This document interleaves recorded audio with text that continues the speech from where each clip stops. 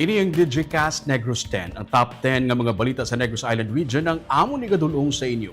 Kagyari naton nga mga top stories of the day. Today is April 28, 2025, Lunes nga adlaw. May mga pamilya nga nagapadulong sa puninarya para lantawon kung ila himata ang napatay nga NPA sa encounter sa Kabangkalan. Local absentee voting ginsugura na. Low pressure area gina-monitor sa sulod sang PAR. Mga illegal structures sa Quadra Street sa Bacolod gin-demolish. Kag sa Good Vibes, estudyante nga nagaorganisa sang free haircut para sa mga buhok nga magamit sa cancer patients. Initanan sa Digicast Negros X.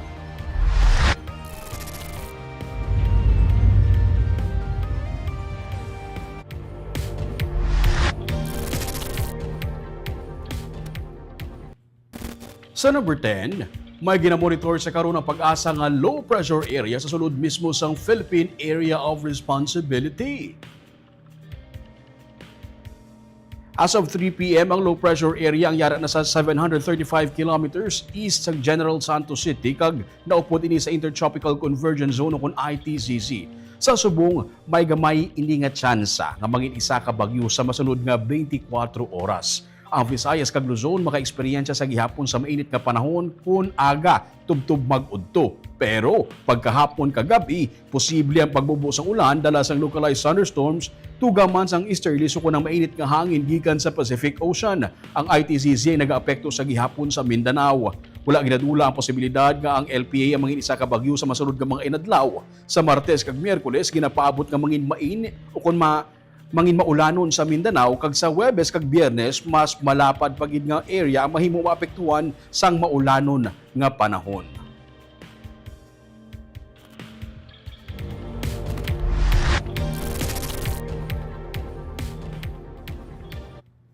Sa number 9, buwas masobra sa piso ang igasaka sa presyo sang gasolina samtang 80 sentimos naman ang idugang sa diesel.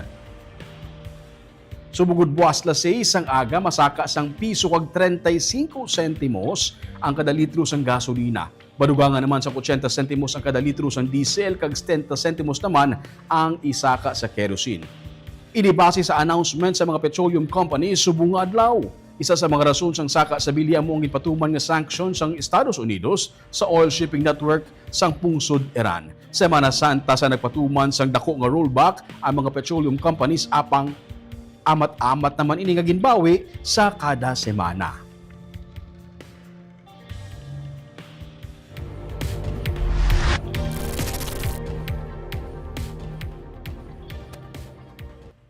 Sa number 8, 205 million pesos nga pondo para sa pag-upgrade sa Bacolod Silay Airport ginaprubahan sang kaap.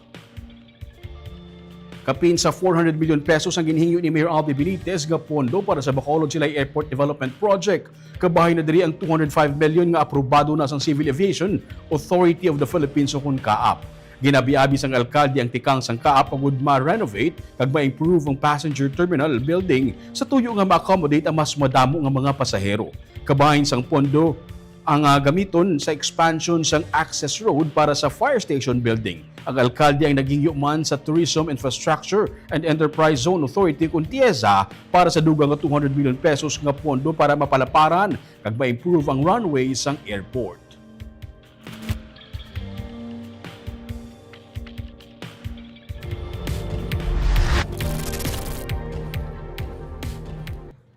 Sa number 7, 7 ka mga hayop-hayop ang gindemolish ang City Legal Office sa Quadra Street sa Bacolod City. Nagligad pa nga binulan sang ginpadalaan sang final notice sa mga tag-iya sa mga payong-payong nga nagaserbi hayop-hayop sa mga street dwellers sa dalan Quadra kag Lacson Street sa Bacolod. Gani kay naging suguran sang City Legal Enforcement Unit ang demolition sang 7 tanan ka mga ginakabig illegal structures kaupod ang mga barangay officials. Ginsiling ni City Legal Officer Enforcement Unit Head former Police Colonel Levy Pangi nga masami ginahukmungan sa mga bugaw kag mga tambay sa Bacolod Public Plaza ang among mga hayop-hayop. Madamo sa mga motorista ang nagareklamo tugas ang nagaalis-ngaw nga baho halin sa among mga hayop-hayop. Ginapandaman sa enforcement team ang mga tag-iya nga hindi na magtukod liwat sa mga illegal structures makaligad ang clearing operation.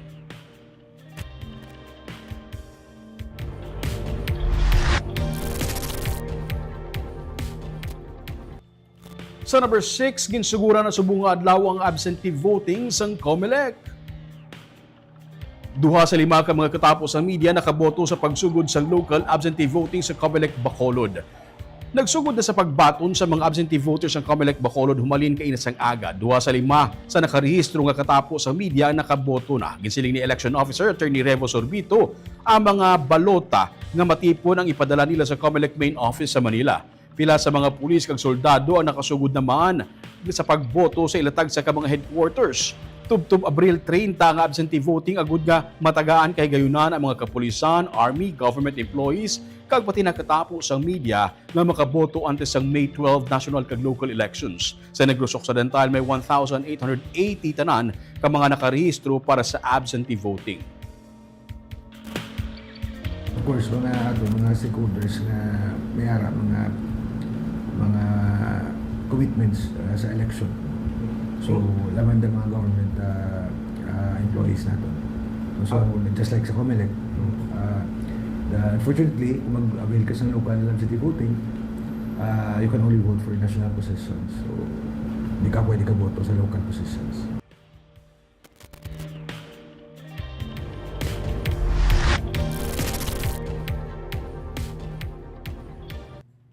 Sa number 5, British nga diver nga missing tubtub sa karon wala sa gihapon makit-an dito sa may Darwin, Negros Oriental. Ginuntat na sang Philippine Coast Guard ang underwater search para sa British national nga ginreport nga missing matapos mapaslawan nga makapauli sa nagligad nga semana sa Darwin, Negros Oriental. Sunod kay Lieutenant Marion Abigail Inopia, Coast Guard Negros Oriental Station Commander, duha ka adlaw sila nga sige-sige sa underwater search pero patag niya magapadayon sa gihapon ng surface na search operations. Hindi pa makasilingkon ang 44 anyos nga British national nga si Mark David Morris ang napatay kay wala man sang ebidensya. Martes ang hapon sang ulihi nga nakit-an si Morris nga nagpadulong sa baybayon bitbit ang scuba diving gear kag wala na siya makit-an pa.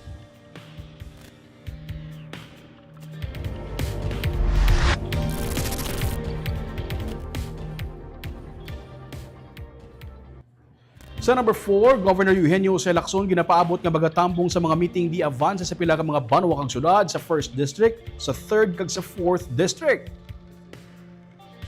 Ginsiling ni Negros Occidental Governor Eugenio C. Lacson nga siya ang ginagda sa pagtambong sa meeting di advance sa mga kaalyado sa San Carlos City, Calatrava kag Tuboso.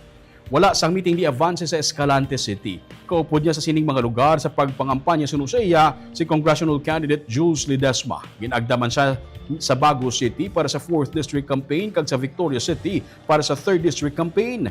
Wala siya sang may nakabaton nga tawag gikan sa 5th kag 6th District. Sunod kay Lacson, mahimo nga ang 1st kag 2nd District hindi na kinahanglan sang pagtipon para sa kabilugan nga distrito. Ano po si 2nd District Congressman Alfredo Marañon III nga nagapapili sa iya nga 2nd term. Sa karon, wala sa megin report nga election-related incident sa probinsya kag nagalaom siya nga magapadayon ang kasubong nga sitwasyon tubtob matigayon ang piniliay. Yes, I have committed. There's no call for sa 6th district. 5th district, Sa 5th, wala man. 2nd district. Well, 2nd district is really so peaceful. Parang I don't think the leaders there feel that there's a need to gather this. You know, it's not easy to put together a lot of people.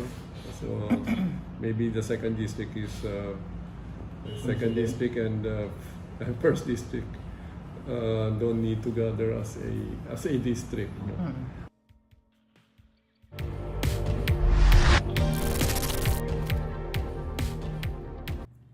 Sa number 3, ginsuguro na ang pagdulong sa mga automated counting machines sa mga warehouse sa mga banwa kang syudad sa Negros Occidental. Ginsiling ni Attorney Lionel Marco Castellano, ang Regional Director sa COMELEC Negros Island Region, na sa Negros Occidental, magalawig sang duha ka adlaw ang pagpangdulong sa mga ACM. Isa naman ka adlaw para sa Negros Oriental, kag isa man ka adlaw sa probinsya sang Siquijor. Damlag pa, ginsiling na sang Philippine National Police nga may nagakaigo nga seguridad nga naka-assign para diri. Ang Quick Reaction Team ang naka-assign sa convoy sa mga ACM. Ang kadamuon sang ACM santo sa kadamuon sa mga presinto. May ACMs man nga extra nga magaserbe contingency in kaso nga may magbisyo.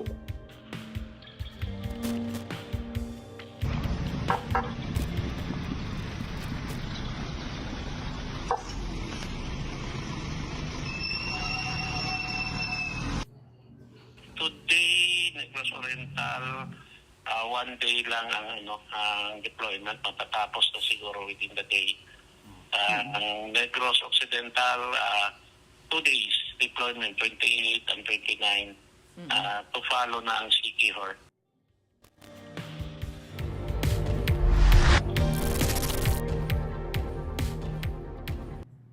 Sa number 2, sa karon ang COMELEC wala pa sa minakitaan nga problema nga sarang makaapekto sa sitwasyon sang piniliay sa Kabangkalan City kasunod sa natabo nga engkwentro sa Domingo nga adlaw. Inisunod sa kay COMELEC Negros Island Region Director Attorney Lionel Marco Castellano nga nagsiling as of press time ginahulat niya ang opisyal nga report sa militar pero sa report ni Provincial COMELEC Supervisor Ian Lee Ananoria wala sang voting center nga naapektuhan sa natabo nga encounter. Gani suno kay Castellano, wala sila sa may nakitaan nga problema sa karon. Sa Domingo, 7 ka mga ginapatihan katapos ang rebelding New People's Army ang napatay sa enkwentro. Ginsiling ni 2nd Brigade Commander Brigadier General Joey Escanilla nga wala sila sang impormasyon nga magapatuman sila sang permit to campaign sa lugar pero hindi man ini madula nga amo ang posibilidad. Samtang ginsiling naman ni Governor Eugenio C. Lacson nga bukas sa gihapon ang panawagan sa mga rebelde nga magbalik sa sabak sang gobyerno. I have a report from Attorney Ayan is ang concern lang na namang for now will the voting center will be affected. Wala namang voting center na affected. So wala pa yung problema for now because of that. And maybe later sa GCC we could discuss it together with the Philippine National Police. These are the remnants already, no? In fact, the military was hopeful, no, that this group would just lay down their arms and surrender, no. But obviously they rather go ahead on with the military, and very unfortunate on their part. But again, this is also a continuing call. If ever there are still some left, to lay down their arms.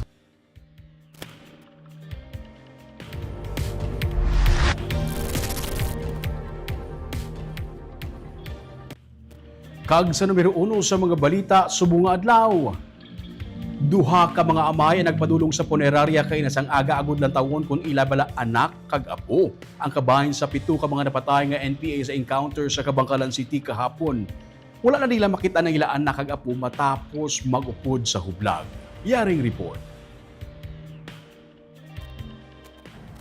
Nagbiyahe gikan sa barangay Yaw-Yaw sa Kawayan si Angelito Galon sa mabalitaan nga may mga napatay nga babae nga NPA sa encounter Domingo sang aga sa barangay Tapi sa Kabangkalan City. 2020 pa sang ulihin niya makita ang iaapo nga si Chuchi Intik. Wala na ini makapakita sa ila matapos magupod sa kay Commander Kumpol kagupod sa hublag. Sangin pakita siya sa pulis ang litrato sang bangkay. Hindi mo. Hindi kuno si Chuchi ang sa litrato, pero para mahimos, ginsulod niya ang morgue para makita mismo ang bangkay. Lantawa na lang tay. Pasi pa lang gusto mo. Para sigurado na lang. Hindi gay kuno si Chuchi, pero luyag niya kalantawon man sang isa niya pagid kaapo ang bangkay, pero nahadlok ini magsulod. Nagpupod gani na ilang din sila pumpun. Nagupod man. Hindi na ginila pagbibuhay. Ano nga lang? Chuchi? Chuchi? Oo, rean ang iya. Oo. Kung may mga placard na ito sa detachment sa amon sila, napasurrender ron dyan. Pero hindi siya amo tay. Hindi, gila mo. Hindi gidya mo. Makapila siya ka beses nagbalik-balik sa morgue, pero hindi gid si Chuchi ang nabilin nga bangkay sang babayi. Subong, mas nahimos na siya kay hindi niya apo ang napatay. Sang napatay kuno ang iloy ni Chuchi, nagupod ni sa hublag kag wala na makapakita sa ila. Nagkit-anay sila sa punerarya ni Graciano Mijares sa barangay San Antonio sa Himamaylan City. Upod naman ni Graciano ang iba niya nga mga kabataan nga lalaki. Ginlantaw Manila ang mga bangkay sa morgue. Ang ikatatlo niya nga bata nga si John Ray Mijares, wala niya na makita sa sulod sang halos na 10 ka tuig, sumugod sa nagupod ini sa hublag. Si John Ray nagupod sa barkada nga nagupod sa hublag kag wala na makabalik sa ila. Ang nag-recruit nga barkada, nagbalik na sa sabak sang gobyerno pero si John Ray wala pa nila makitaan. Gani sa may baluan nga isa sa mga napatay sa encounter, ang may ngalan man nga John Ray Mijares, ginkadtuan nila ang punerarya sa barangay Hilamunan sa Kabangkalan City. Para kay Tatay Graciano, hindi amuyad tong iya anak kay wala siya sa may nabatsagan nga lukso ng dugo sang nakitaan ang bangkay. Hindi niya man kuno madumduman ang itsura sang iya nga anak. Kundi sa mga kulkuhan ng blog, mga barkada na mga ugyot man. Ano po sa barkada? Nga nadala sa NPA? Wala kami nabatsagan? Ikaw na makambal eh, ikaw tatay eh. Hindi ba nga sa utangani makita mo gani? Makita mo na ka. Pati ang mga uto ni John Ray hindi man makasiguro kung iya bangkay ang ara sa morgue. Pero pagkakita nila sang litrato sang bangkay, may panagupnup na sila. Ang alom niya sa kinatawo, amugid ang isa sa mga palatandaan sa lawas ni John Ray. Pero anong imo yung makambal si imo sagid? Kaya ang alom gidya sa pan. Kaya kung gini klaro kasi tsura picture eh. Di ano plano nyo subong dalon nyo? Kung kan dalo namon kay kuan man ang dalo ginamon eh pamilya man na kailan lang namon. Desidido ang magulutod nga dalon ang bangkay pati ang bangkay sang iya misis nga si Glendel. Pero hulato na lang nila anay ang pamilya ni Glendel. Domingo sang aga, nakabatong sang impormasyon ng Army nga may armado sa barangay Tapi sa Kabangkalan. Sa ginrespondihan, naabtan nila ang mga ginaligar NPA. Dito natabo ang bakbakanay. Napatay ang 7 ka mga ginaligar katapos ang New People's Army. Nakuha na ang bangkay sang anay commander nga si Renel Celion alias Kumpol kag misis ini nga si Mary Jane Magilat. Nadala na ang ilang mga bangkay sa Isabela. Ang bangkay naman ni Charity Amakan nadala na sa Escalante City. Ang bangkay na lang nanday John Isidro Suplenas kag alias Pitong ang wala pa makatuan sang pamilya. May nakuha man nga mga high-powered firearms sa lugar sang encounter. Ang Kabangkalan PNP mas strikto sa pagpatumas ang checkpoint ilabi na karon nga nagahilapit pa ang piniliay. Nga baka intensify mo siya di bilaga checkpoint na gitaya regular nga checkpoint. Subong mas dublihon na pag Yes sir, checkpoint. yes sir. Intensify din namon sir. Kung may mo pa lang sir, mo namon twice ang effort namon sa checkpoint namon sir. Para mangin ma-maintain naton sir ang peace and order diri sa Kabangkalan ilabi na gid nga nagapalapit sa aton elections po sir. Ginahibaluman sang Army kung bala yara sa lugar ang rebelde para magpangolekta sang campaign taxes sa mga kandidato.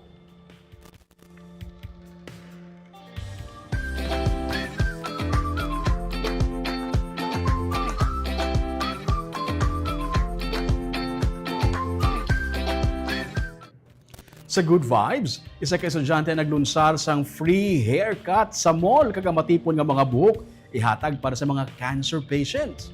May report si Nico Delfin. Nagligad pa kuntani nga simana mapautod sang buhok ang mag-iloy nga Noemi kag Eunice Porras. Pero sa naibaluan nila nga may libre nga haircut nga ginlunsar ang Locks of Love sa mall, wala sila nagduwa-duwa nga magpagunting upod sa iban pa nga mga donors. Kana libre pa yung gunting pero amo ginahang namon nga namian kami nga makapagunting kami pala nga mahatag naman ang buhok magid nga may makayag kapag ang Locks of Love ang tinuig na nga nangin advokasya sang graduating AB Communication student sa University of St. Lasal nga si Thea Carl Jalon sa tuyo nga makabulig sa mga cancer patients. Istorya ni Thea sa nagpandemic napaminsaran niyang magkolekta sa mga buhok nga iya ginadonate sa mga pasyente. Tuyo niya nga mabalik ang kalipay sa mga pasyente. Ilabi na ang mga nag-undergo sang treatment para mabalik ang ila ginakabig crown and glory. pagbalik ko sa school doon nauntat bala ang akon nga hair donation drive pero because of senior project I was able to continue again. Ever since I'm a volunteer so ang heart ko gid is for the people. So amo ni siyang advocacy ang napili ko. Kay here in Bacolod wala pa gid hair donation drive or foundation nga dedicate nga mag-collect sang hair nga i-manufacture in 2 weeks kag ihatag sa cancer patients for free. So mayara man here in the Philippines but mostly sa Manila. So wala pagidi nga sa local sa Bacolod. So ang aton cancer patients ga-avail sila wig through online. Sa tuanay, kada mag-birthday lang si Teya, nagaisahanon nga nagakadto sa mga balay-balay para magkolekta sang hair donations. Pero karon nanging kaupod niya na ang iya mga classmates ug mga manunudlo kag ang Riverside Bacolod Cancer Care Center sa among advokasya. Actually, kay kung babae ka, maano mo gid, may attachment ka sa hair mo. But it's amazing to see man these women or ladies nga nagkadto subong. Mabatyagan mo man ang heart nila nga gusto man nila magbulig sa cancer patients, and not just cancer patients but people with alopecia. Ang grupo ang bukas sa iban pa nga mga donors nga luyag magbulig sa mga pasyente sa Cancer Care Center. Nico Delfin para sa Digicast Negros. Kag shoutout anay sa aton yung mga live viewers sa buong hapon, si Gigi Montino. Good evening, Digicast Negros, watching from Camis, Kingdom of Saudi Arabia. Romy Castillo, good afternoon, Digicast Negros, watching from Barangay 29. God bless you. Si Chona Evangelista Caredo, good afternoon, Digicast Negros, watching from Singapore. Irene Dusaban, good afternoon, Digicast Negros, watching from Jeddah, Saudi Arabia. Sir Nane Grande, good evening, Digicast Negros, watching live from SAG Integrated Farm, Barangay Inulingan. Moises Padilla, si Neil Aparicio, good morning, o kung good PM Choy, happy weekdays ahead. Kag si Mama Maricon Songkip Valedores, mayang hapon, Digicast Negros, watching from Fairview, Quezon City. Kagamoy atong top 10 ng mga balita sa Negros Island Region, subong adlaw, tubtub sa buwas. Ako si Romeo Subaldo, mayong hapon.